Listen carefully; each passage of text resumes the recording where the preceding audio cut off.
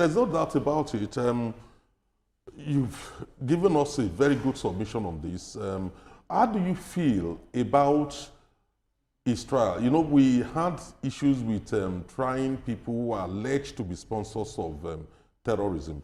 Do you think that this is the beginning of the government's efforts, you know, to deal with the issue of sponsors of terrorism? In the past, we've had a huge list from UAE, and then we did nothing. So what do you feel about, or how do you feel about the current efforts, you know, tackling this issue of sponsorship from the top, bearing in mind that a former minister has also been alleged to be involved in this Malami issue?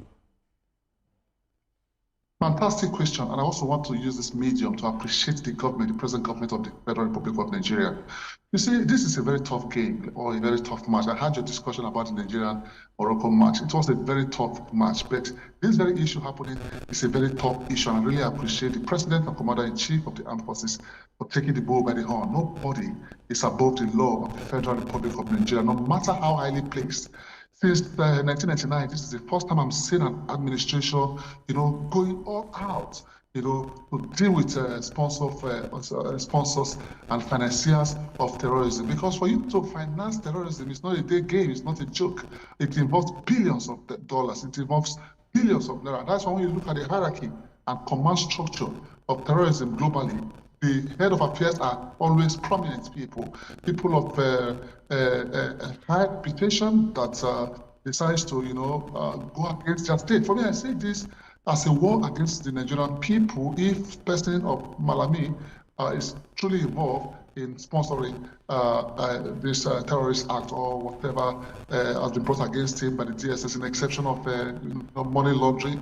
Terrorism is not a joke. So for me, I strongly believe that this administration is all out to go after these guys, and they should keep the momentum. Because in the past 16 years, Nigeria has been bedeviled with spirit of insecurity, banditry, Boko Haram. Have we set up a board of inquiry to ascertain or to, you know, take us into, you know, the foundation? Who were the founders? Who were the sponsors? Who were the father of this terrorism? I understand that Mohammed has been killed many years ago, but there is a sustainable process in place, which I strongly believe some people are using the funds, the money, the wealth, the resources of the government of Nigeria, of the Federal Republic of Nigeria, to sponsor an enemy of the state against its own people. This is an act of animal behavior. So for me, this government should maintain this momentum, and also I will advise the government or the National Assembly to look at passing a bill to ensure that the DSS are, you know, they are a standalone organization. Let them start going all out against the enemy of the state and ensure that they start picking most of these deadly guys, you know, that has caused us shame, global shame. If you look at the Global Terrorism Index from all perspectives, Nigeria is the third most dangerous country in the world, and also the 10th most affected terrorism state in the world from 2023-2024 Global Terrorism Index. So it's not good at all for us. When you travel around the world, you see what is happening, development is happening, but we have leaders who are using the resources of the country against some people.